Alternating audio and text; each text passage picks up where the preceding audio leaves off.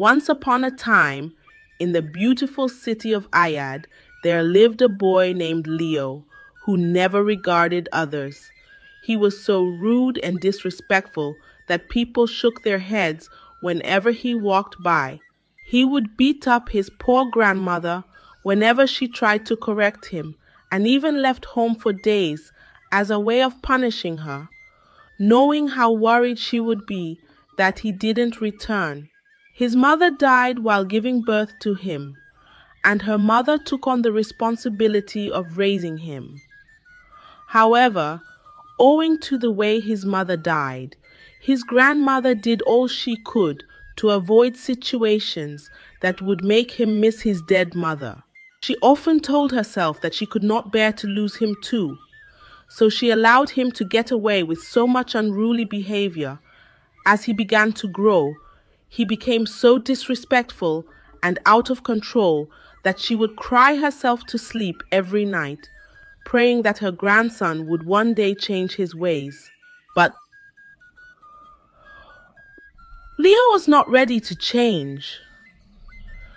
He always got himself into trouble that often required her to spend huge amounts of money to bail him out.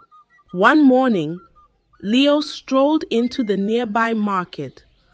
He saw an old woman who was selling oranges by the roadside.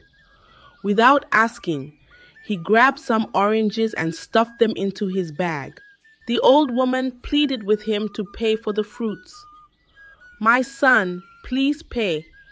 These oranges are all that I have," she said to Leo, who laughed in her face and asked what she was going to do if he refused to pay.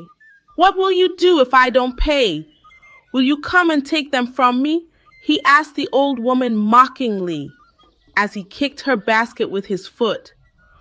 Oranges scattered across the dusty road as the old woman fell to her knees and began to pick them up with her knees and began to pick them up with her trembling hands. People in the market gathered around and began to shout angrily at Leo. "Shame on you, Leo. Have you no heart? But Leo did not care. He bit into one of the oranges and walked away laughing without a care. Leo was extremely stubborn. He had no respect for anyone and believed he was untouchable because of the kind of friends that he kept. He once laughed at an old man who was crossing the road with his walking stick. Leo continued to mock the elderly man, imitating his slow, shaky movements and laughing so loudly that passers-by stared in disbelief. "Look at him!" Leo shouted. "Is he walking or dancing?" He laughed as the old man, hurt but calm, paused and looked at Leo with his sad eyes. "Young boy, remember this day. Every action has its consequences. You cannot run from them forever," he said to Leo, who only rolled his eyes and walked away. He had no respect for anyone, and his grandmother bore the brunt of his cruelty daily. One evening, Leo's grandmother managed to save a small amount of money after weeks of hard labor. She hid it under her mattress, hoping to buy food and medicine. But Leo discovered the money and stole it. He used it to gamble with his friends, and when she confronted him tearfully, he yelled at her angrily. "What were you planning to do with the little change? Is it because of that little money that you are stressing me out?" he asked his grandmother, who broke down in tears. She was so devastated knowing that she had no money left to feed them for the rest of the week. All she worked for weeks was gone within a flash, and this broke her, knowing that her grandson was leading a very destructive life. That night, Leo's grandmother knelt by her bedside, tears streaming down her face. She lifted her trembling hands to the heavens and cried out, "Oh God, please touch my grandson's heart. Let him see the error of his ways before it's too late." But Leo, oblivious to his grandmother's pain, was out with his friends, gambling and drinking without a single care in the world. The next evening, Leo and his friends were passing by the mortuary at Ring Road.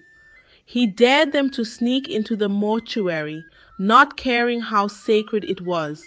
Let's go and see the dead bodies. Let's go and see the dead bodies. I hear they keep them stacked like firewood, Leo said as the others laughed.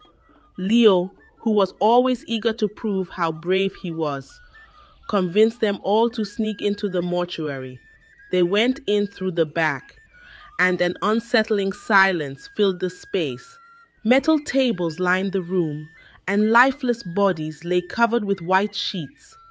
But instead of feeling fear or respect for the dead, Leo began to laugh hysterically.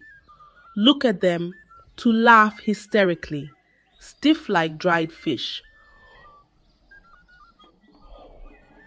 What a waste, he said, pulling back one of the white sheets to mark the lifeless body of a woman that lay beneath. The mortuary attendant, hearing some weird noises, walked in mid-laugh. Young man, the attendant said quietly, his voice filled with anger, you have mocked the dead today, but mark my words, the dead do not forget. Do not forget. Leave this place now before I call the authorities. Leo and his friends burst into laughter again, completely ignoring the old man's warning. Old man, go back to your ghosts. You can't scare us, Leo sneered, waving his hand dismissively. But just as they turned to leave, Leo stopped in his tracks. With a mischievous grin, he turned back to the lifeless body of the woman he had mocked earlier. Look at her lying there like she owns the place, he said mockingly. Then, in an act of sheer disrespect, Leo touched the woman's breast, laughing loudly as his friends gasped in shock. The mortuary attendant's face went pale as he murmured under his breath, May the dead have mercy on you, boy. The group ran out of the mortuary, still chuckling, but a strange silence seemed to follow them out into the bustling streets of Ayad. The usually lively streets seemed quieter that night, and the streetlights flickered ominously. Leo tried to brush off the uneasy feeling creeping over him. That night, Leo could not sleep. His room, usually warm and stuffy, felt ice cold. He tossed and turned on his thin mattress, his eyes darting nervously around the dark corners of the room. Suddenly, he heard a faint whisper. Leo. He sat up, sweat dripping from his head. Who is there? He said, his voice trembling.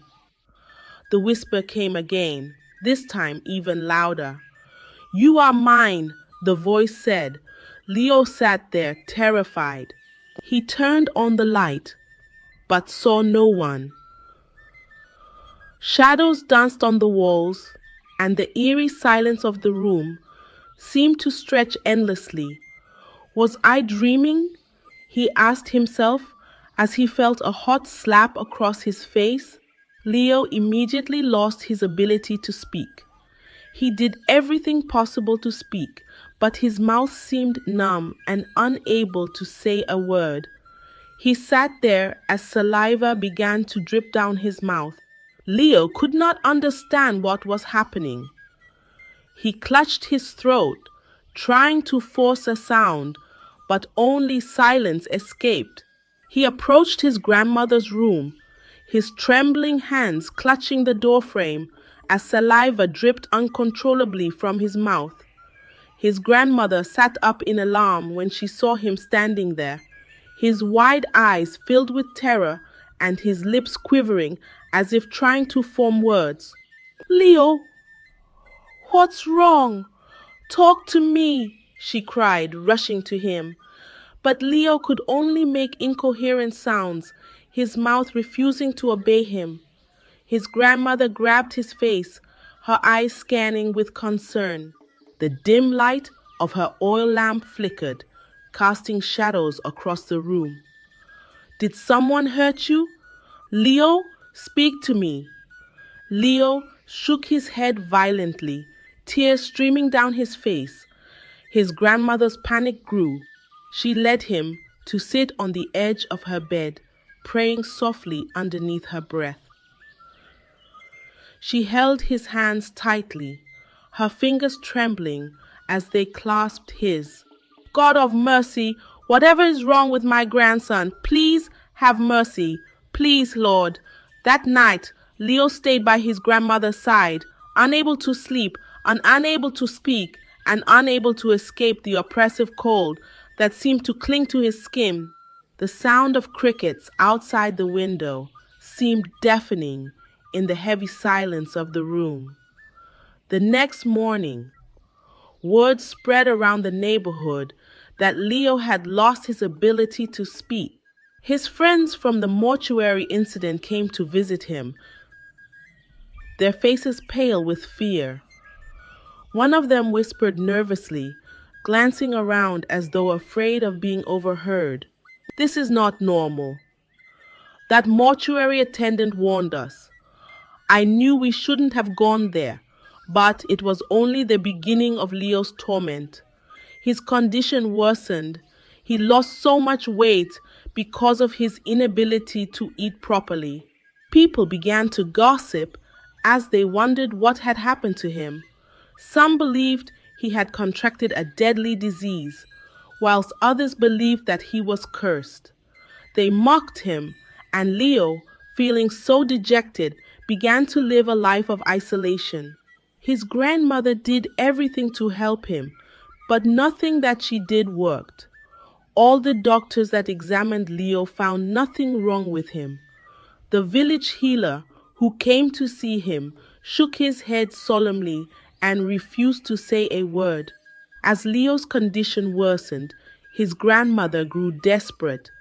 His frail body was barely able to move, and his once proud and loud demeanor was now reduced to hollow stares and incoherent sobs. One evening, a kind elderly neighbor named Mama paid a visit to Leo's grandmother. She had heard gossip about Leo's encounter with the dead woman at the mortuary and came to offer advice. Her wrinkled face was grave, and her voice carried the weight of years of wisdom. My sister, this is not an ordinary sickness. Take your son back to where this problem started. The dead do not forgive easily when disrespected, Mama said firmly. As Leo's grandmother shook her head in agreement, they arrived at the mortuary the next morning and met the mortuary attendant, whose name was Baba Deji. The same man who warned Leo about his reckless behavior stood at the entrance of the mortuary, as though he had been waiting for them to arrive. His sharp eyes scanned Leo's trembling body as he shook his head in disappointment. A faint smell of formaldehyde hung in the air, mixing with the cool morning mist. I warned you, young man, Baba Deji said in a low voice, for you mocked the dead, and now you have awakened something that cannot be easily silenced. His grandmother began to plead with him to help her grandson. Please, Baba, help my grandson. Whatever it takes, we will do it. Please don't let him die like this. Baba Deji sighed deeply and gestured for them to follow him inside. They were led to a small room lined with old shelves and flickering candles. Baba Deji sat on a wooden stool as he muttered a few words underneath his breath. He then looked directly at Leo as he began to speak. I have a gift, he began, a gift that allows me to speak to spirits caught between this world and the next. The woman he disrespected, her spirit has spoken to me. His grandmother gasped, clutching her chest as her grandson stared blankly, his hollow eyes fixed on Baba Deji. The air in the room felt thick, almost suffocating. The woman you mocked and touched was not just any corpse. Her name was Abeni. She died with deep sorrow in her heart. She had no family, no husband, and no children. She passed away from a broken heart, carrying the weight of loneliness into the grave. Her spirit cannot find rest because she was denied love and companionship in life. And now, Baba Deji's voice dropped lower. She has chosen you, Leo, to be her husband. His grandmother gasped again, her hand flying to her mouth. What do you mean, Baba? My grandson marry a dead woman. Baba Deji nodded solemnly. It is the only way. Abeni's spirit has demanded marriage. Leo must marry her, give her a proper burial with honor, and visit her grave regularly as her husband. Only then will her spirit rest, and only then will Leo be freed from this curse. Leo's grandmother wept bitterly, her frail body shaking as she clutched her grandson's hands. Leo himself, though unable to speak, let out a muffled sob as tears rolled down his eyes. Before proceeding with the spiritual marriage, Baba Deji advised them to seek out Abeni's family, if any existed. After days of inquiry in the community and speaking with elders, it was confirmed that Abeni had no living family members.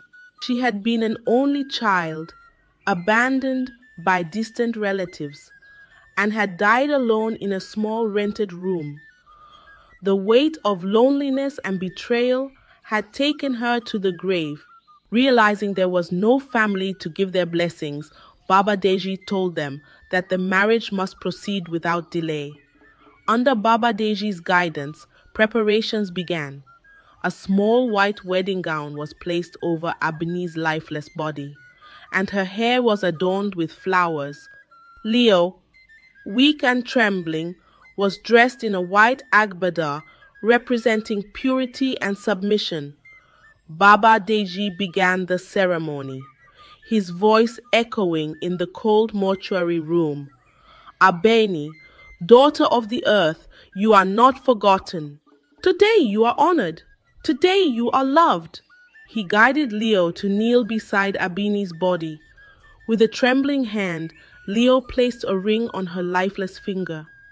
A cold breeze swept through the room, and for a brief moment it felt as though the air was filled with a faint, sorrowful sigh.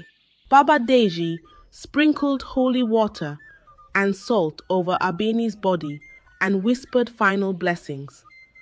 It is done. Her spirit is now at peace. The next day, a proper burial ceremony was held for Abeni. A small gathering of people attended, led by Baba Deji. The sky was overcast, and a gentle breeze carried the scent of damp earth as Abeni was laid to rest in a quiet cemetery at the outskirts of town. Leo, still weak but able to whisper faint words, now stood beside her grave. His hands trembled as he held a bouquet of fresh white flowers, their petals glistening with morning dew. I am so sorry, Abeni, for disrespecting you. May you find the peace that you were denied in life, he said softly, his voice filled with remorse. He placed the flowers on her grave, their fragrance mixing with the cool air, and walked away with his grandmother, his head bowed low. Baba Deji watched them leave, his expression a mix of sternness and understanding. Before they departed, he warned Leo that although Abeni was now at rest, their connection was forever. As her husband, Leo was obligated to visit her grave occasionally, bringing fresh flowers and whispering prayers for her soul.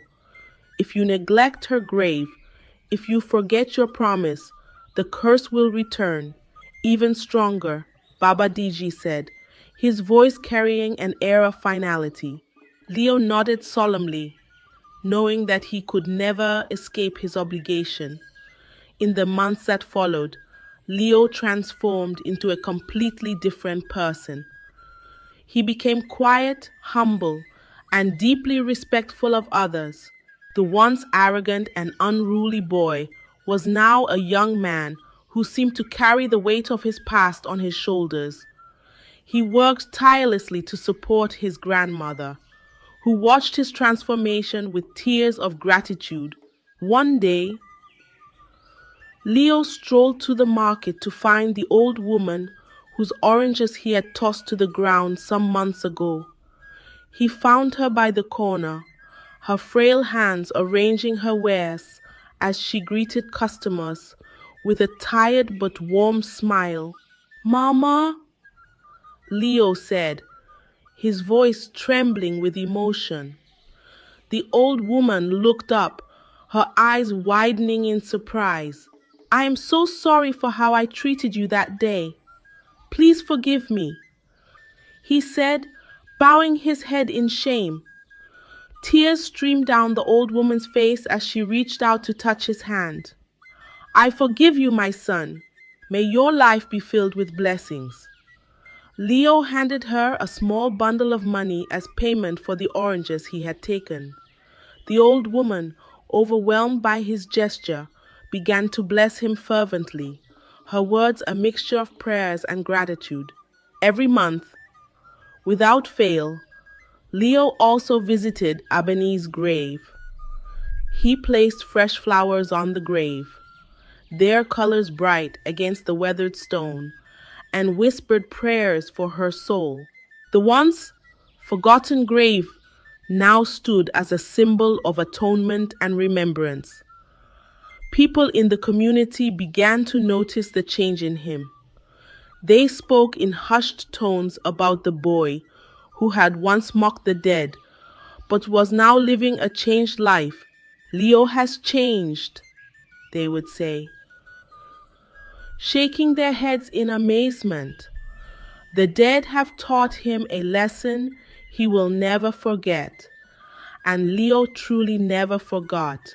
For the rest of his life, he carried the weight of his actions and the memory of Abeni, the bride he never truly knew, but was forever bound to in spirit. The community's respect for him grew as they watched him honor his promises and live a life of humility and kindness. In the quiet cemetery at the edge of town, a gravestone stood with the words Abeni, beloved and remembered. Rest in peace. Its presence served as a silent reminder of the lessons learned and the price of arrogance. Every month, a young man named Leo would kneel before it, honoring a promise made in fear, but kept in love. His prayers echoed softly in the stillness, a testament to his transformation and his undying commitment to right his wrongs. The story of Leo teaches us a powerful lesson about the consequences of arrogance and disrespect. It reminds us that our actions have repercussions and that it is never too late to seek forgiveness and change. Leo's transformation from a reckless boy to a humble and caring individual shows the importance of humility, repentance, and respect for others, including the living and the dead. This story warns us to treat everyone with kindness and dignity, as true strength lies in compassion and accountability. Thank you for watching my channel, and don't forget to like, share, and subscribe for more inspiring and thought-provoking stories. Stay tuned for more interesting content. Once upon a time, there lived an extremely beautiful young woman whose father was wealthy. Her name was Alina, and she was the daughter of a multi-billionaire. Alina was so quiet and reserved that people could hardly tell that her family was wealthy. She had an elegance about her, a serene demeanor that made her blend seamlessly with the crowd despite her privileged background. During her time in university, she insisted on living in the school hostel, even when she knew that she could afford the most expensive house around. She never loved to flaunt her wealth because she believed strongly in humility.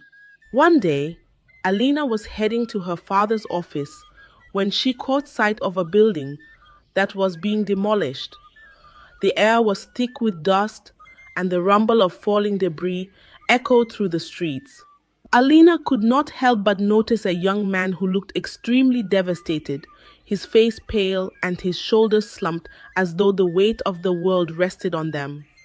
She felt so terrible for him, guessing that his devastation had something to do with the collapsed building. She arrived at her father's office, but could not take her mind off the young man that she saw.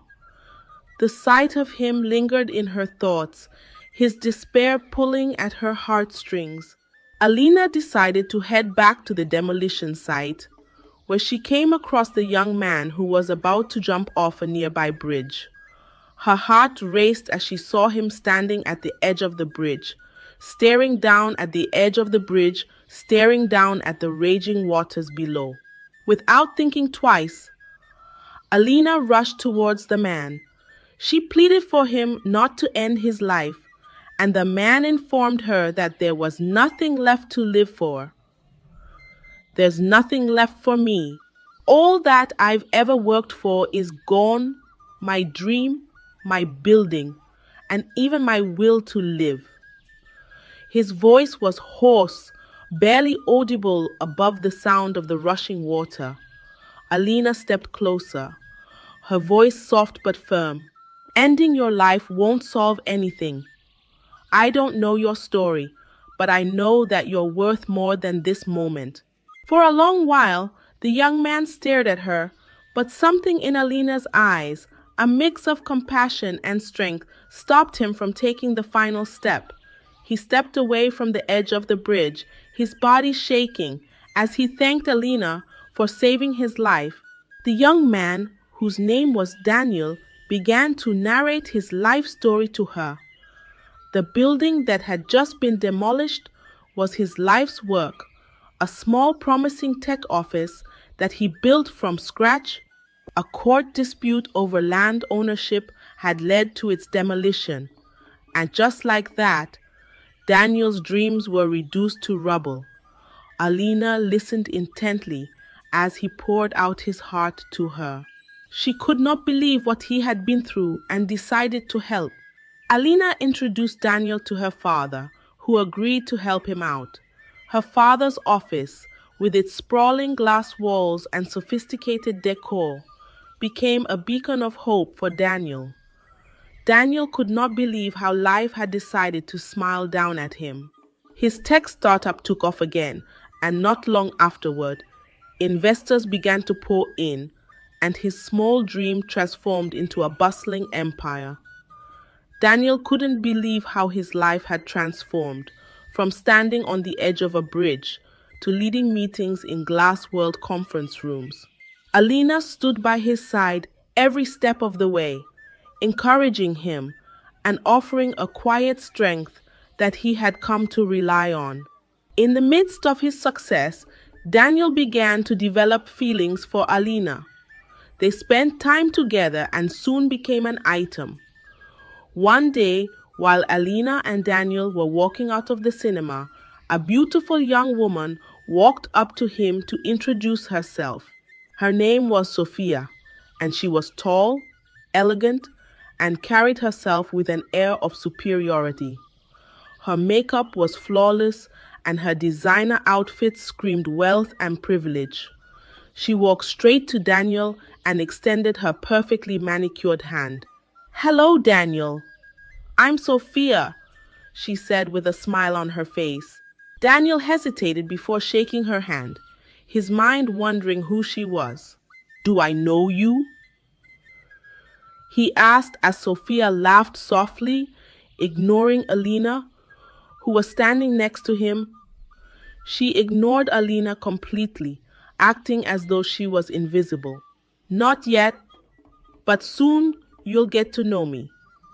I've been following your company's success, and I must say that I'm very impressed. I think we have a lot to discuss over dinner, perhaps." She asked Daniel as she handed him her phone to input his number. Daniel, still reeling in shock, gave Sophia his number as she promised to give him a call. Alina, who was standing there all along, could feel her chest tighten. Sophia's blatant disregard for her presence was not just disrespectful, it felt like an insult to her very existence. But Alina kept her composure, trying so hard not to create a scene in public. They walked to the car, and Alina remained quiet. Daniel could not help but notice her silence. He reached out for her hand and asked if she was fine. Alina forced a smile. I'm fine, Daniel. I just don't feel comfortable with her. There's something about her that doesn't sit right with me, Alina said to Daniel, who assured her that he had everything under control. He squeezed her hand, assuring her that she was the one that he loved. Alina smiled weakly, but her heart remained unsettled. Sophia's confident arrogance and dismissive attitude had planted a seed of doubt in her mind. In the weeks that followed, Sophia's presence became impossible to ignore. She started showing up at Daniel's office frequently, sending expensive gifts and inviting him to exclusive dinners and business events. The persistent ring of Daniel's phone and the glossy packages with Sophia's signature began to weigh on Alina's peace. Alina brought it up again one evening while they were having dinner. Daniel, she's everywhere. She's always calling you, texting you, and showing up at your office unannounced. I don't like this, Daniel, Alina said, her voice laced with concern. Daniel sighed, setting down his fork. Sophia is just business. She's helping the company secure some big deals. Please don't let this come between us. Alina sighed and let the matter rest, but deep down she knew that Sophia had something up her sleeves. Despite the tension, Daniel proposed to Alina on her birthday. It was such a pleasant surprise, as Alina did not see it coming. The evening was magical, with soft music playing in the background and candles casting a warm glow over the room. She sat there, admiring her ring, when she got a call that her parents had been kidnapped. We have your parents! If you want to see them alive again, bring 200 million naira in cash within 72 hours. No police or they die. Alina's world came crashing down. She sat there as she watched her world crumble. Alina could not believe her ears. She did everything within her power to meet the kidnappers' demand. But even after the ransom was paid, the kidnappers did not release her parents. Days later, she received another call, a call that shattered her world forever. You'll find them at the old factory on Lay. Roll, the caller said as the line went dead. Alina rushed as fast as she could to the factory, but when she arrived, she met the cold, lifeless bodies of her parents. Her screams echoed through the empty factory as she was confronted with several dead bodies. The air was heavy with the stench of decay, and the dim light filtering through broken windows added to the haunting atmosphere. Alina could feel her heart race through her chest, knowing that her parents were lying there lifeless. Her parents were gone, and Alina had no idea how she would survive without them. After their funeral, Alina's uncles swooped in like vultures. They produced documents claiming that her father left no will, so they seized all his properties and assets, leaving Alina with nothing. Alina, one uncle said, a woman like you has no right to inherit any property. You should count yourself lucky that will even let you keep the clothes on your back. Alina stood there as she watched her uncles, who had treated her nicely when her parents were alive, turn their backs on her. The once grand mansion now felt like a prison as they stripped it of its furniture and memories. Now, Alina left her mother's mansion broken. She made her way to Daniel, who opened his doors and welcomed her into his home. "You are always welcome here," he said to Alina, who clung to him broken and vulnerable. Months passed, and Daniel began to treat Alina like a burden. He never spoke of their wedding plans again, and whenever Alina brought up the topic, he flared up and asked why she was so desperate to get married. The love he had for her had fizzled away, and every day that passed was filled with more arguments. Daniel was now distant, and his once warm and reassuring presence was replaced by cold indifference, The man who had once promised to stand by her side no matter what had become a stranger she struggled to recognize. Alina tried to ignore the growing distance between them, hoping that it was just stress from work, but deep down, she knew something was wrong. Sophia was still lingering in the shadows. Her presence had even become more pronounced than before. Alina decided to speak to Daniel about it. She waited for him to return from work, but Daniel did not return home that evening. She called him several times, but he didn't pick up. Alina stayed up all night, hoping and praying that nothing had happened to him. She could not stand the thought of anything bad happening to him after all the tragedy she had endured in the past. When morning came, Daniel returned home with no explanation of where he spent the night. Alina confronted him, but Daniel informed her that he had the right to do whatever he wanted. "I am the man in this relationship, and you dare not question my authority," he said to Alina, who stood there, shocked to hear such words from him. She sat there broken, as his voice replayed in her head, over and over and over and over again. The days that followed were some of the worst for Alina, who had no food to eat in the house. Daniel stopped providing food and money for her. He ensured he ate before he returned home, not caring that Alina had no food to eat. The tension between them grew unbearable as Alina began to feel like a stranger in the home where she once felt safe. One evening, as heavy rain poured relentlessly from the sky, Alina heard a loud knock on the door. She opened the door to see Sophia standing there. She was dressed in an expensive dress, and her hair was perfectly styled despite the rainy weather. Her perfume wafted into the house, a stark contrast to the damp, cold air outside. "Daniel invited me over," Sophia said smugly as she pushed Alina aside and stepped into the house. Alina could feel her chest tighten. She followed Sophia into the living room, where Daniel was already seated, sipping a glass of whiskey. The room, once warm and inviting, now felt suffocating and cold. "Daniel, what is she doing here?" she asked in a shaky voice.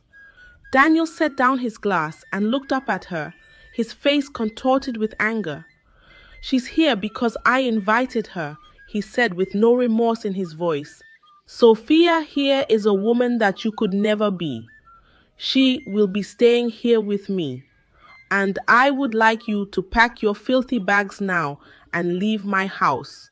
Sophia smirked as she took a seat next to Daniel, her perfectly manicured nails tapping against the armrest as she stared at Alina, who stood there frozen and unable to speak. The sound of the rain beat against the windows as Alina tried to hold back her tears. She reminded Daniel of how she had stood by him when he had nothing. "I took you to my father, and my father used his connections to make you who you are today," Alina exclaimed.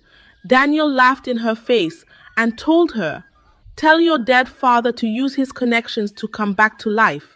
If your father was as powerful as you claim, he wouldn't be dead today, so miss me with your talk," he said to Alina, who he told to leave his house.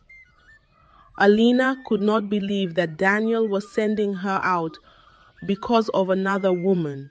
She stood there for a minute as she stared at Sophia and Daniel, who were now kissing in her presence. Alina could not control her anger. She asked Daniel why he decided to choose Sophia over her after all that they had been through. Daniel informed her, "You are useless to me. Without your father, you are nothing but a liability to me. What would I be doing with a woman who relies on me for everything? You can't even afford your sanitary pads, much less contribute anything meaningful to my life," he said to her as he pushed her out of his house into the rain. Alina could hear their mocking laughter as she stood outside the house. She stood there heartbroken, unable to believe that Daniel would ever do such a thing to her. The chilling wind whipped against her soaked dress, and the icy rain pierced her skin. She wept bitterly as the thought of her late parents crossed her mind.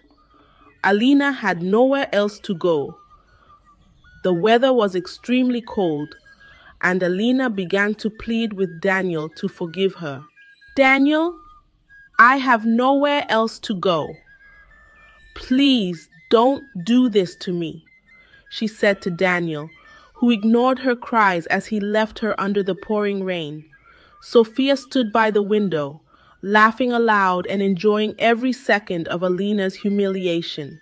The rain was so heavy, drenching Alina to the bone as she stood outside the house. Her suitcase sat at her feet, soaking up the muddy water. She stood at the door, hoping and praying that Daniel would come out and take her in. But Daniel left her to her fate. The storm raged around her, but the pain in her chest was even louder. "I wish you were here, Mama and Papa," she whispered through her tears. "I'm so lost without you." The world felt cold, empty, and cruel. Alina remembered how her father always shielded her from the rain. Whenever he was around, he would take off his jacket and place it above her head, not caring that the rain was pouring down on him. He sacrificed so much for her, and Alina wished that he was still alive. Her tears poured as the memories came rushing back while the rain continued to fall. That day, the security officer from the neighboring house approached her and offered to let her stay in his home. Alina could not believe her ears. She quickly rushed to his little gatehouse as the rain had soaked into her bones. The officer, who was a kind-hearted man named Aid, began to take care of her. He opened the door to his little room, which was small and clean. The faint aroma of freshly brewed tea filled the air, bringing a warmth that felt foreign after her ordeal. "My boss traveled out of the country and won't be back for weeks," the man explained as he assured Alina that she could stay. Alina sat in the corner as she thanked him for his kindness. He provided her with food as well as every other living essential, and Alina was so grateful to him. She could not believe that Daniel would do such a terrible thing to her after all that she did for him. Heartbroken and dejected, Alina decided to pick up the remaining pieces of her life. She could not keep wallowing in despair after what Daniel had done to her. Daniel, on the other hand, chose Sophia because of how rich she was. Sophia was the daughter of a minister, and Daniel hoped to use her connections to secure funding for his new app. After Alina's father's death, Daniel began to struggle with his finances. He saw Sophia as his only way out and didn't mind letting go of Alina. What he did not know was that things were not as simple as he thought. One morning, as Daniel got out of the house, he saw Alina and Aid having a laugh. The gentle sound of Alina's laughter, which once filled his own home, now felt like a slap to his face. Daniel stormed toward them, his face contorted with anger and his voice sharp as a knife. "Alina, look at you," he spat out, his eyes scanning her simple dress and sandals. "Are you not ashamed of yourself? Of all the people you could have chosen to live with, you chose a gate man, and you are not ashamed to